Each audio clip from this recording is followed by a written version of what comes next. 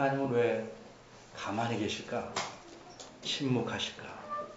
때로 우리가 어려운 일을 당해서 하나님께 열심히 이렇게 해달라고 간구해도 아무런 응답이 없습니다. 성경 말씀에 보면 내게 부르짖으라 그러면 응답하리라 말씀하셔서 부르짖었는데 아무런 대답이 없으십니다. 견딜만한 일은 그래도 대답이 없어도 그냥 견딜만한데 참으로 억울한 일, 이 억울함을 풀지 않으면 병이 나고 못 살겠는 일에 대해서 하나님께 부르짖어도 하나님은 아무 대답이 없으십니다. 힘들고 고통스러울 때 하나님께 간구해도 하나님은 가만히 계시는 듯 합니다. 그럴 때 느끼는 느낌이 어떨까요? 아무도 없고 텅 빈 곳에, 사막 같은 곳에, 아니면 저 후미진 곳에 혼자 내버려 처진 그런 느낌이 들을만 할 것입니다. 이렇게 내버려 처진, 내 동댕이 처진 그런 상황 속에서 살아가는 사람은 요새만 많은 게 아니고 성경을 보면 옛부터 많이 있습니다. 왜 하나님은 그렇게 침묵하실까? 오늘 성경 말씀을 통해서 생각해 보겠습니다. 두 사람이 들어옵니다. 고대의 기록이나 유물들 통해서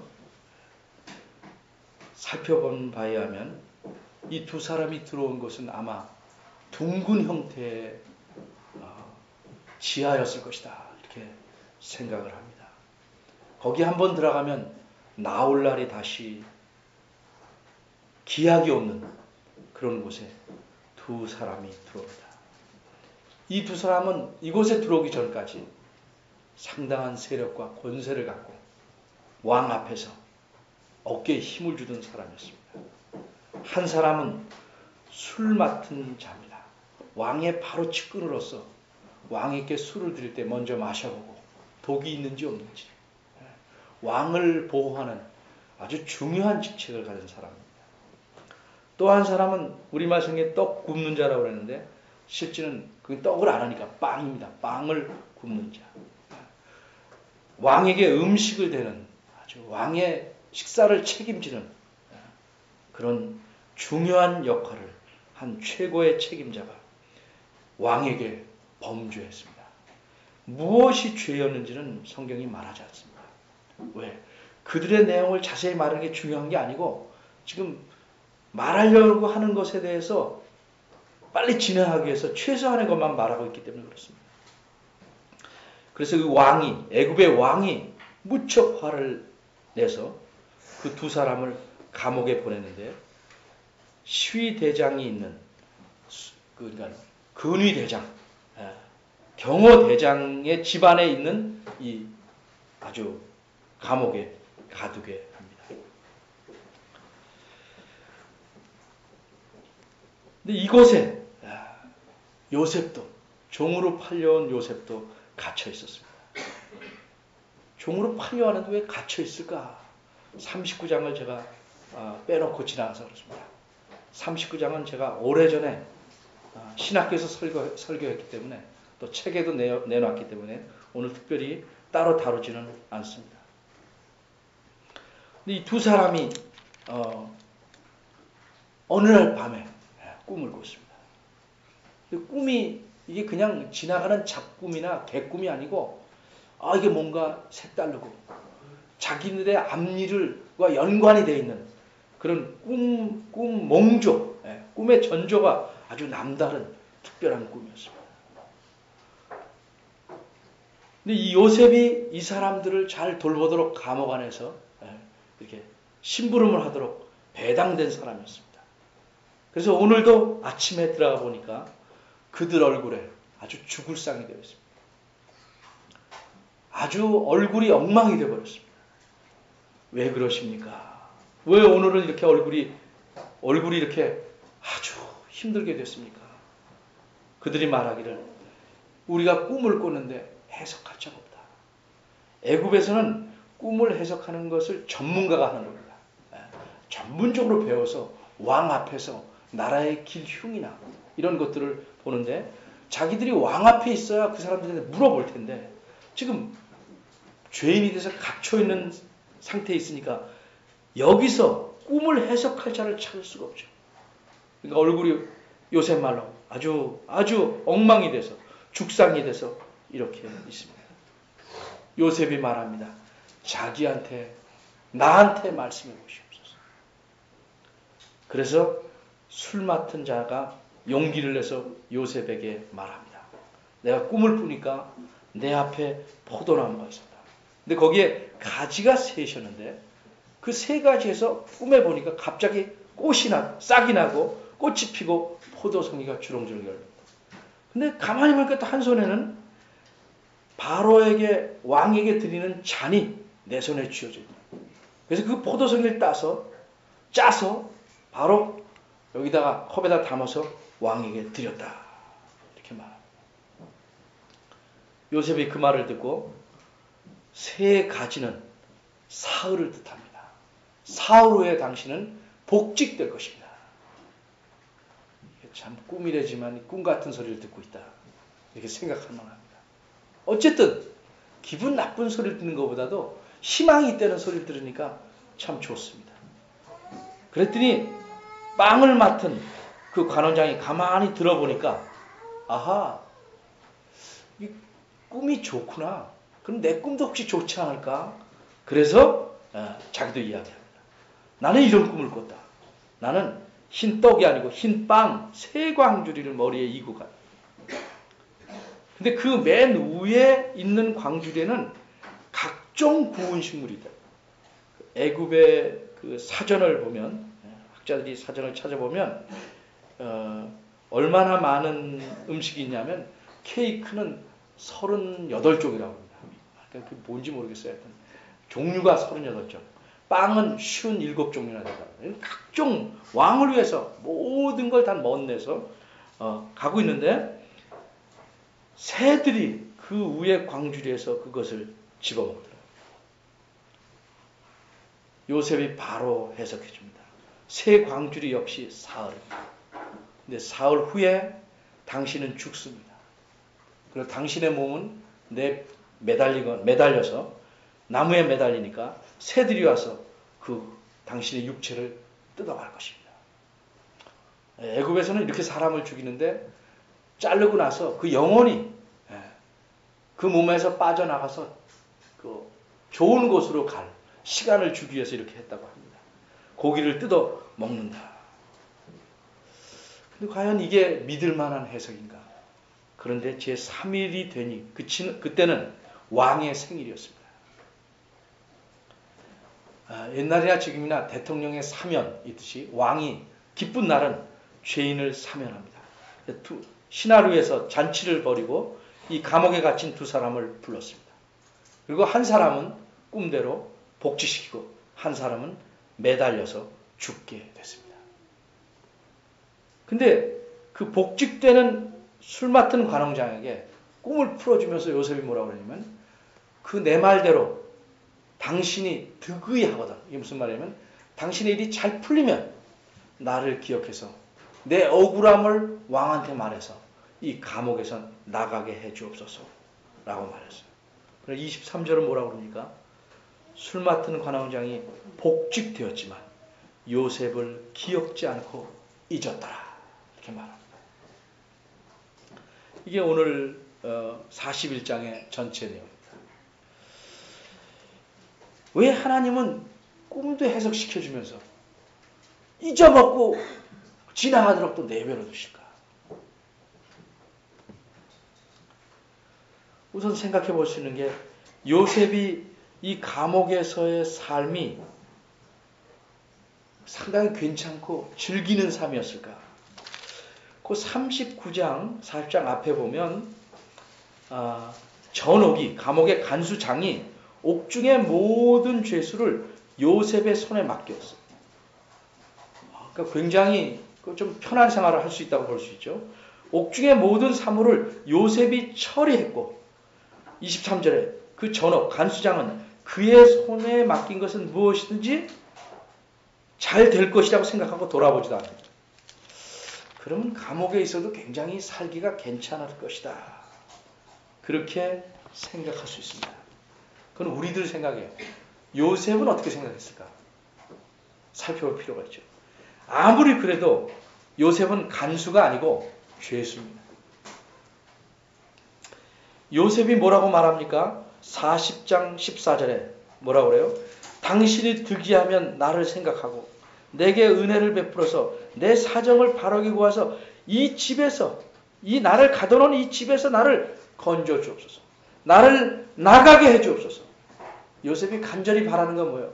아, 이곳에서 내가 여러 죄수들을 관리하니까 이것을 직업 삼아서 내가 좀 편하게 살아야겠다. 이게 아니고 나가봐야 별 볼 일 없으니까 여기서 내가 좀 그래도 어깨에 힘주고 사는 게 낫겠다. 이게 아니고 요셉의 간절한 바람은 뭐예요? 여기서 나갔으면 좋겠다. 나를 건져주옵소서. 또 그 다음 뭐라고 말합니까? 나는 히브리 땅에서 15절입니다. 끌려온 자다. 끌려왔다는 말은 히브리 원문대로는 나는 도둑질 당한 자다. 바꿔 말하면 나는 유괴당한 자다. 자기가 잘못이 없는데 납치당해서 여기 온 사람. 억울함이 가득 배어있는 거예요. 더군다나 39장에 보면 열심히 시위대장 집에서 일을 했습니다. 근데 그 시위대장은 부인이 유혹했죠. 유혹하는 것에 어느 정도 맞장구를 치면 진짜 승승장구 편하게 살 수 있을 텐데 그 유혹을 물리칩니다. 내가 하나님께 죄를 범하지 않겠다 해서 물리칩니다. 그 일 때문에 감옥에 갇힙니다. 내가 옥에 갇힐 일은 전혀 행치 않았습니다. 그런데도 나는 감옥에 갇혀 있습니다. 얼마나 억울해요. 억울한 심정. 그래서 나가고자 하는 마음이 아주 간절했다. 이때 요셉의 상황이 어떠는지를 시편 105편 18절에 보면 이렇게 말했어요. 이게 죄수지만 여러 하니까 뭐 그냥 마음대로 그냥 살겠다 그게 아니고 그 발이 착고에 상하였다. 죄수라는 건 뭐예요? 여러 사람을 희중드는 일이 더 힘든 거죠. 감옥에 가만히 있는 게 아니고 여러 사람을 희중들어야 되니까 일 잘한다고 일을 시키지만 이 몸은 더 괴로운 거죠. 그 말이 착고에 여기 족쇄에 상하였다. 이걸 풀러주고 일하는 게 아니에요. 족쇄에 더 상하. 그리고 그 몸이 쇠사슬에 매었다. 이렇게 말했는데 실제 원문의 뜻은 그의 영혼이 쇠에 매여 있다. 그러니까 뭐예요? 육신과 그 심령의 고통을 표현하고 있는 거예요. 얼마나 고통스러웠으면 그 영혼이 쇠줄에 매인 것 같이 살았다. 이거죠. 즐기는 삶 전혀 아니고 고통과 그 억울함 속에서 매일을 사는 삶이었어. 왜 이런 요셉, 억울한 일을 당하고 고통을 당하는 요셉을 하나님은 그냥 놔두실까? 왜 하나님은 침묵하실까? 겉으로 보면 하나님은 그저 한 말씀 없고 침묵하는 것처럼 보이지만 자세히 내용을 살펴보면 침묵하시는 것처럼 보여도 하나님은 일하시고 계심을 우리가 알 수 있습니다. 그래서 우리가 성경을 좀 살펴봐야 돼요. 첫째로 하나님은 침묵하는 것처럼 보여요. 전혀 외면하고 아무것도 안 하는 것처럼 보이지만 실제로는 하나님께서 섭리로 일을 진행시키고 계셨어요. 그걸 어디서 알 수 있습니까? 자, 3절에 보세요. 3절에 이 두 사람이 다른 감옥에 간 게 아니고 그들을 시위대장의 집안에 있는 옥에 가뒀다. 그걸 다시 설명합니다. 어디냐? 요셉이 갇힌 곳이에요. 요셉은 왕에게 죄를 진 사람은 아니에요. 그런데도 보디발은 시위대장은 요셉을 자기 집안에 있는 그 왕에게 중죄를 진 사람만 가두는 곳에 넣어버렸어요. 좀 헐렁한 감옥에 넣지 않고 나갈 수 있는 소망이 거의 없다고 생각되는 곳에 집어넣어버렸다. 그런데 그 요셉이 갇힌 곳에 두 관원장이 갇히게 돼요. 우연이라고 할 수 있겠습니까? 우연이라는 건 뭐예요? 그저 어쩌다가 한두 개 맞아떨어지면 우리가 우연이다 그럴 수 있어요. 일마다 우연이라면 필연이죠. 그렇지 않습니까? 어쩌다가 한 일이 그렇게 된 건 우연이라고 말할 수 있겠죠. 되는 일마다 그렇게 되는 건 그건 우연이라고 볼 수가 없고 논리적으로. 그런데 요셉의 갇힌 곳에 갇혔을 뿐만 아니라 4절에 보면 시위대장. 이게 이제 40절 앞에 그 후에 그렇기 때문에 시간이 얼마나 간지 몰라요. 요셉이 갇힌 뒤에 얼마나 간지 몰라요. 어쨌든 오랜 시간이 지났다면 시위대장이 바뀌었는지 안 바뀌었는지 모르죠. 39장에 나온 시위대장이 그 시위대장인지 아닌지 몰라요. 어쨌든 시위대장이 요셉을 특별히 택해서 그들을 수종들게 했어요. 그러니까 이 궁중에서 상당한 위치를 차지하던 사람과 접촉할 기회를 얻게 되겠어요. 5절에 보면 술 맡은 관원장과 빵 굽는 관원장이 두 사람이 하룻밤에 특이한 꿈들을 꿉니다.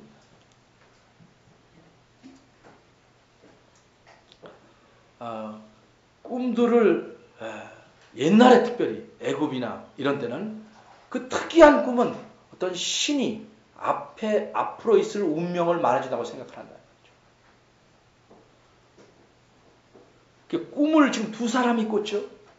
여기 지금 의도적으로 창세기를 기록한 모세가 의도적으로 쓰고 있어요. 요셉이 전에 꿈을 몇 가지 꿨죠? 두 가지. 이번엔 두 사람이 비슷한 꿈을 꿔요. 나중에 바로가 꿈꿔요. 두 가지 꿈을 꿔요. 두 가지씩 세트로 지금 연결을 짓고 있는 거예요. 그러니까 침묵하시는 것처럼 보여도 하나님은 자신의 선하신 섭리로 모든 일을 진행시키고 계시다 하는 사실을 우리가 눈여겨봐야 합니다. 두 번째 우리가 살펴봐야 될 것은 하나님은 침묵하시는 것 같아도 요셉과 함께 하신다 하는 사실입니다. 이 40장의 요셉이 감옥에 갇힌 것입니다. 우리 37장부터 50장까지는 야곱의 가족 역사를 말하는 것인데 두 주인공이 누구예요? 요셉과 유다라고 그랬죠. 그래서 요셉과 유다를 말한 다음에 요셉에 관한 세 가지 일. 그러니까 요셉이 시위대장 집에 있었던 일, 감옥에 있었던 일, 왕궁에 있었던 일을 차례차례 말하고 있습니다. 우리 두 번째 걸 얘기했는데 감옥에 있었다.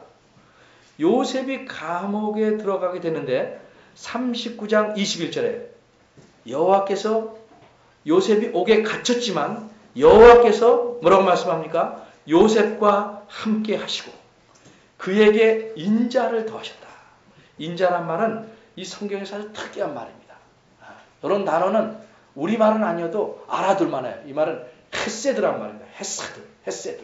이건 하나님께서 변치 않고 언약 때문에 변치 않고 베푸시는 사랑, 은혜. 이걸 특별히 헤세드라고 해요.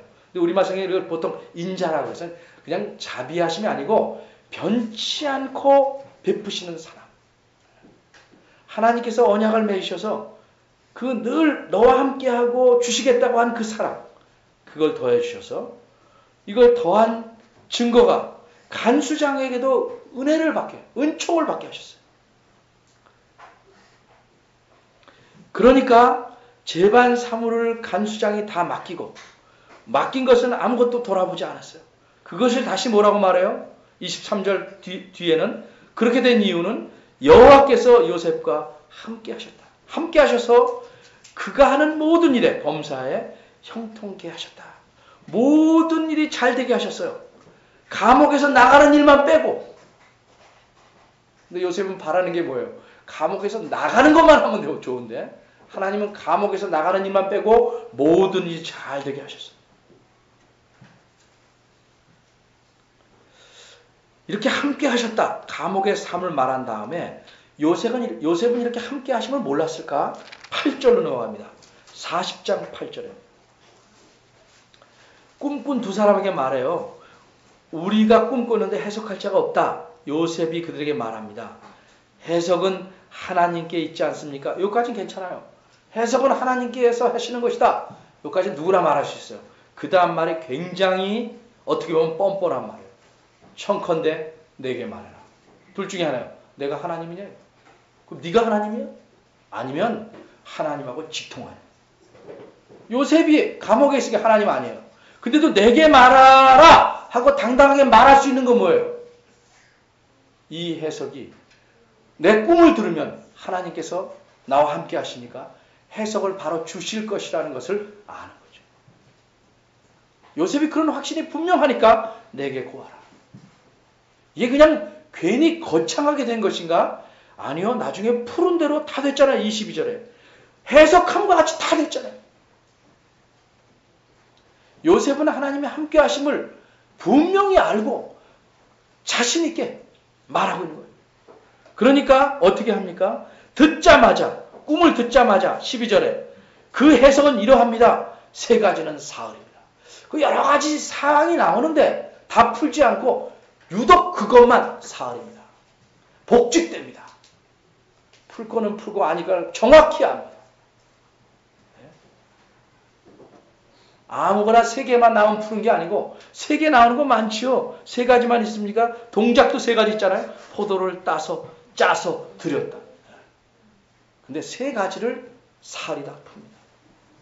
또 떡 빵 굽는 관원장이 말할 때도 듣자마자 뭐라고 그래? 18절에 그 해석은 이러합니다. 새 광주리는 사흘입니다. 해석은 하나님께 있다. 그러면서 그 해석은 이러합니다. 그러면 하나님께 직접 받았거나 하나님이 바로 알려주셨거나. 그러니까 나중에 바로 앞에서도 아주 직접 해석합니다. 그러니까 뭐예요? 하나님의 영이, 하나님의 신이 그 안에 있다라고 바로가 놀라. 좀 다르게 말하면 동시통역 잘하는 사람 있죠. 듣자마자 쫙 하는 사람. 제 기억 속에 동시통역 아주 잘하는 사람으로 기억되는 건 빌리 그레함 목사님이 왔을 때 수원 침례교회에서 은퇴하신 김장한 목사님. 그래서 유명해지신 거예요. 어쩌면 영어를 그냥 말하자마자 그냥 쫙 한국말로 해버릴까. 한국말이 번역이 더 멋있어. 왜? 우리는 한국말 듣고 은혜 받거든. 그죠? 영어 듣고 은혜 받는 게 아니잖아요. 이 목사님은 중학교 때부터인가 제가 알기로는 부인도 외국인이죠. 가서 공부하시고 그리고 신학교 다니는데 그 신학교 교장 선생님의 딸이라고 그래요. 부인이. 제가 알기로는. 근데 이분이 아주 오래전에 제가 영락교에서 집회 갔을 때 참석했는데 이분이 설교를 하셔요. 거기 외국인 누가 한국에 있어요. 자기 혼자 한국말을 쫙 하고 그걸 영어로 또 쫙 해요. 뭐 더듬거림이 없어요. 두 나라 말을 그냥 편하게 왔다 갔다 하는. 자기 능력으로 동시통역하는 사람도 그 정도인데. 그렇죠? 바로가 뒤에 인정할 하나님의 영이 그 안에 있다고 하는 이 사람. 하나님이 나와 함께 하신다는 사실을 아는 이 사람의 해석이 얼마나 자신 있게 말할 수 있겠습니까? 하나님은 침묵하시는 것처럼 보여도 함께 하셨습니다.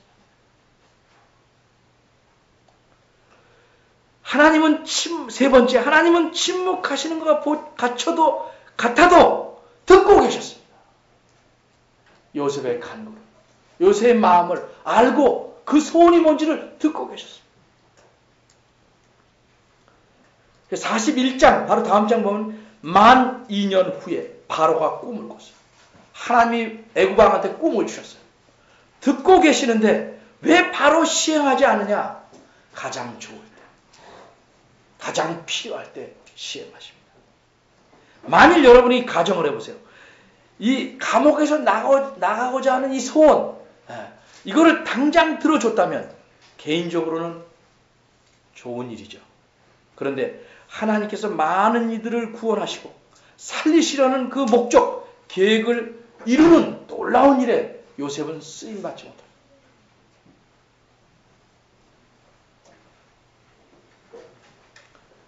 이 노예와 이 종과 감옥에서 있는 일을 합해서 정확히 어떻게 나눌 수는 없지만 모두 13년 동안, 모두 13년 동안 요셉은 단련을 받습니다.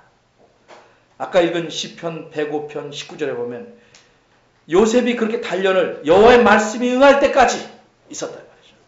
하나님이 가장 최적이다 라고 할 때까지 그분의 말씀이 저를 단련하였다 라고 말하고 있습니다.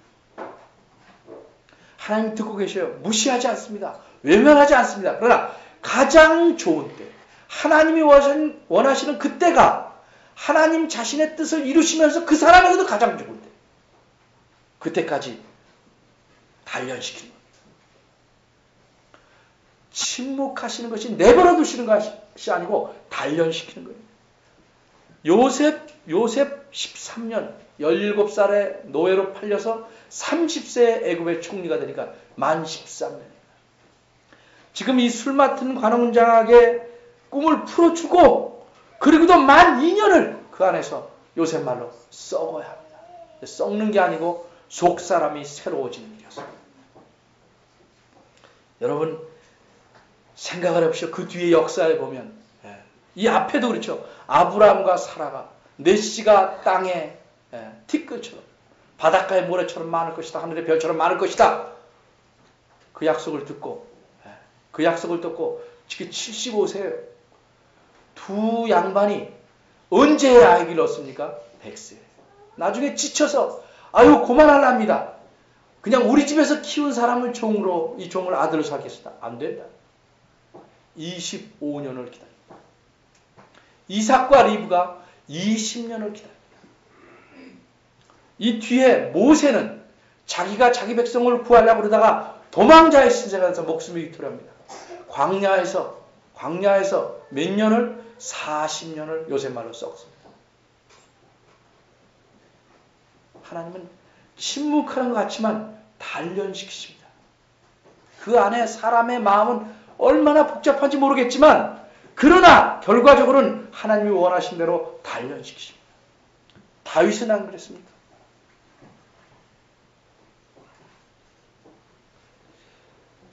그건 사람에게는 굉장히 긴 세월 갔어요. 네, 하나님은 생각을 좀 달리 하십니다.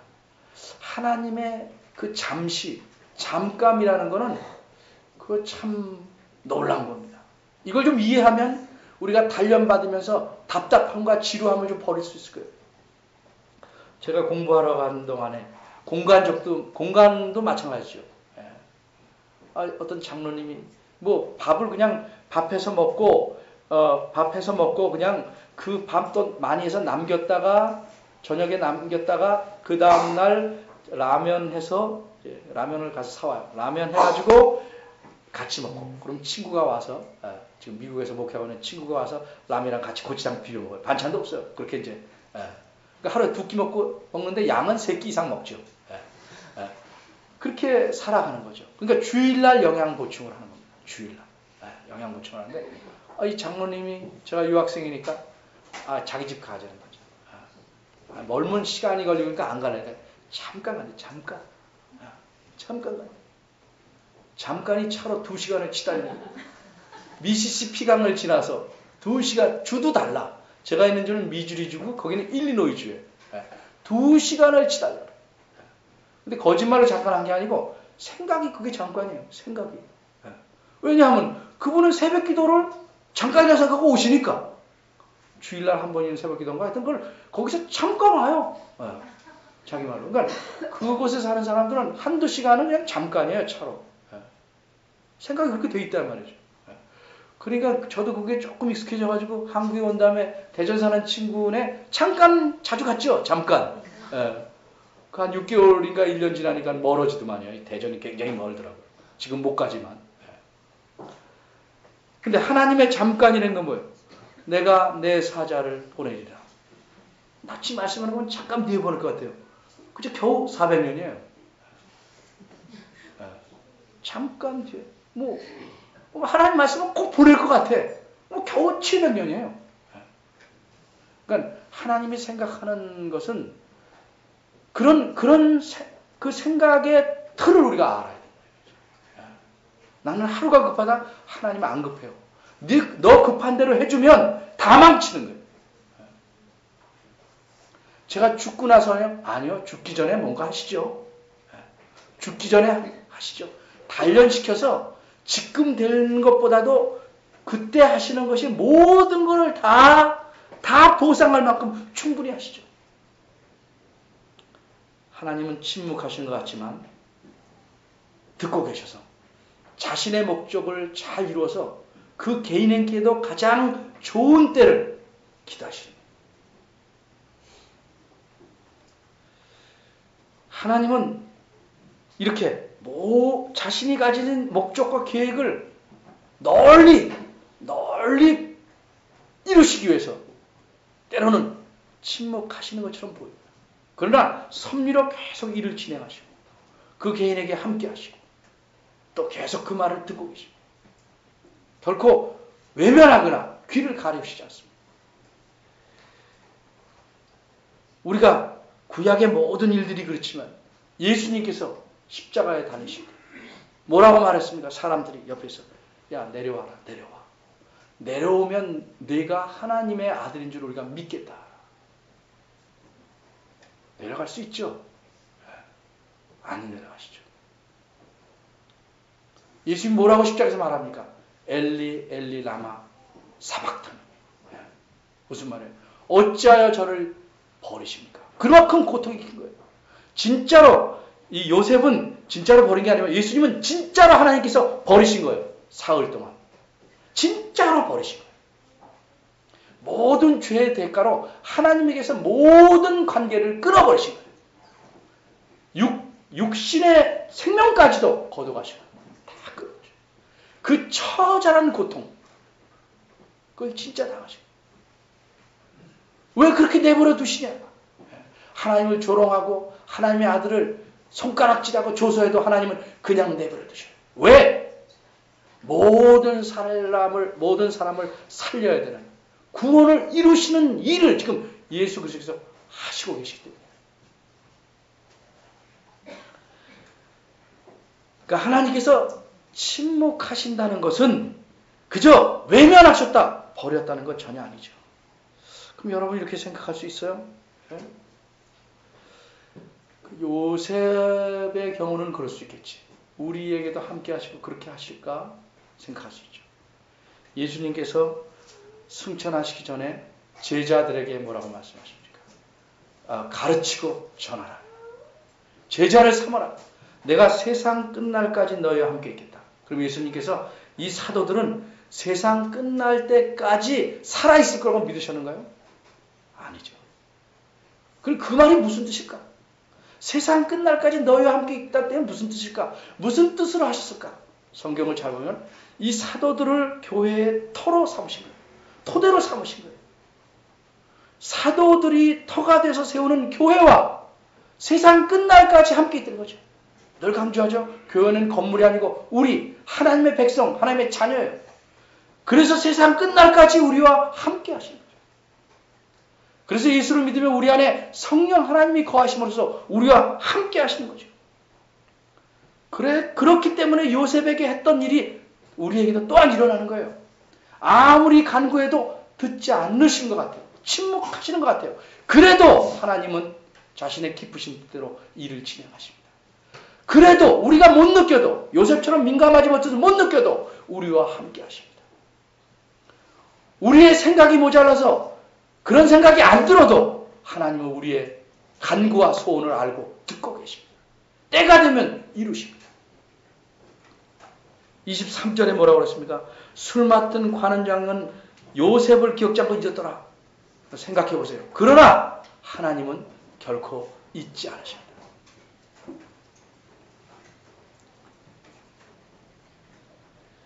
여러분의 상황에 아무런 소망이 없고 모든 것이 막힌 것 같고 하늘이 내려앉은 것 같고 답답함이 나를 죽일 것 같아도 보이는 것에 아무런 소망이 없는 상황이라 할지라도 우리가 믿는 하나님의 의도를 믿으셔야 됩니다. 우리가 믿는 하나님의 계획을, 목적을 여러분이 이해하셔야 됩니다. 거기에 그런 하나님께 소망이 있는 것입니다. 그런 하나님을 믿고 의지하면 우리의 막힌 길 너머에 트인 길이 보입니다. 어려움이 있을 때 그것을 통해서 하나님은 우리의 믿음을 키우시고 우리의 인내를 키우십니다. 우리를 성숙해 하십니다. 그래서 하나님을 더욱 의지하게 만드는 것입니다. 이것이 하나님의 침묵의 이유입니다. 결코 여러분을 버리거나 외면하시는 건 아닙니다. 여러분과 함께 하시고 여러분의 삶을 주장하시고 이끌어 가십니다. 이런 하나님의 손길, 의도, 목적을 우리가 분명히만 볼 수 있다면 어떤 상황 속에서 우리는 낙심하지 않고 하나님이 주신 평안과 기쁨을 갖고 힘있게 살아갈 수 있는 것입니다. 그런 여러분들이 되시기를 바랍니다. 하나님의 침묵 안에 담긴 깊은 하나님의 사랑과 그 목적을 여러분이 아는 하나님의 자녀들이 되기를 바랍니다. 기도하겠습니다. 하나님 아버지, 우리의 눈이 참으로 좁아서 우리 눈에 들어오는 것 외에는 보지 못함을 용서하여 주옵소서. 하나님께서 갖고 계신 위대한 뜻과 계획과 놀라운 목적을 신앙의 눈으로 보게 하시고 우리의 상황이 어떻든 우리의 마음의 상태가 얼마나 답답하든 이 모든 것을 뚫고 하나님을 바라볼 줄 알도록 우리의 신앙을 연단시켜 주시고 우리의 인내를 키워 주시옵소서. 그래서 우리가 참으로 하나님을 믿는 자답게 살아가게 하시고 자신의 자녀들과 함께 하신 하나님의 큰 섭리를 믿고 따라가는 복된 사람들 되도록 저희들을 이끌어 주시옵소서. 예수님의 이름으로 기도합니다. 아멘. 다 같이 일어나서 성경 4장